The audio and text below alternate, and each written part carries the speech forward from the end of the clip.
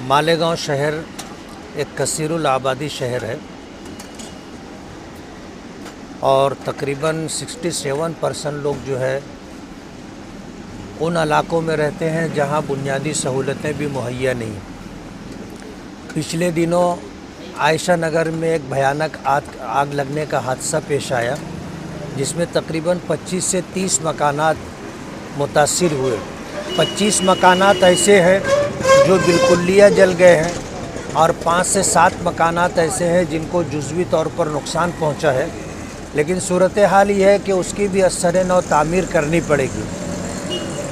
जिस वक्त आग लगने का हादसा पेश आया था उस दिन जो है बहुत सारे लोग देखने वालों का हुजूम था। दूसरे दिन जमीयत उलमा अपने ज़िम्मेदारों के साथ पहुंच कर के उन्होंने वहां पर सर्वे किया और फिर जमीयत से वाबस्ता कुछ इंजीनियरों को और कुछ सरकर्दा लोगों को एक टीम की शक्ल दे करके सर्वे पर मामूर किया, जिसकी वजह से वहां पर पूरा सर्वे कर लेने के बाद जो एक एस्टीमेट का अंदाज़ा सामने आया वो तकरीबन 45 लाख रुपये का खर्चा है। इस सिलसिले के अंदर पिछले दिनों जब महल्ला इजहार अशरफ में आग लगी थी तो जमीयत उलमा ने मामूल के मुताबिक आग मकान बना करके देने का फ़ैसला किया था। दरमियान में कुछ लोगों के आ जाने की वजह से हमने उनके लिए जगह छोड़ दी थी कि आप मकान की तामीर कर लें। इस मर्तबा हमने ये बात सामने रखी कि अगर शहर की कोई दीनी तंजीम, कोई समाजी तंजीम, कोई सियासी शख्सियत अगर सामने आ कर के मकान बना कर के देना चाहती है तो हम उसका खैर मकदम करते हैं और हम उसका ताउन करेंगे। वजह उसकी ये थी कि ख़र्चा बड़ा है और आज तक जब कोई सामने नहीं आया तो जमीयत उलमा ने महाराष्ट्र जमीयत उलमा के मशवरे के बाद ये फ़ैसला लिया है कि इंशाअल्लाह मकानात बना करके हम लोग देंगे।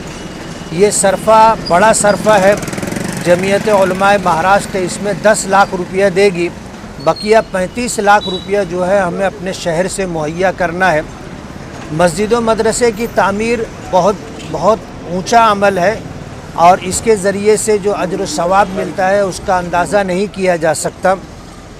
लेकिन इंसानी खिदमत की बुनियाद पर जो नेकियां की जाती हैं वो अल्लाह के नज़दीक बहुत महबूब है और इस दुनिया में इंसानों की तरक्की व बका के लिए बहुत कारगर है। इसलिए जमीयत उलमा ने यह फ़ैसला किया है कि माजी की तरह मामूल के मुताबिक हम मकान बना करके तामीर करके देंगे।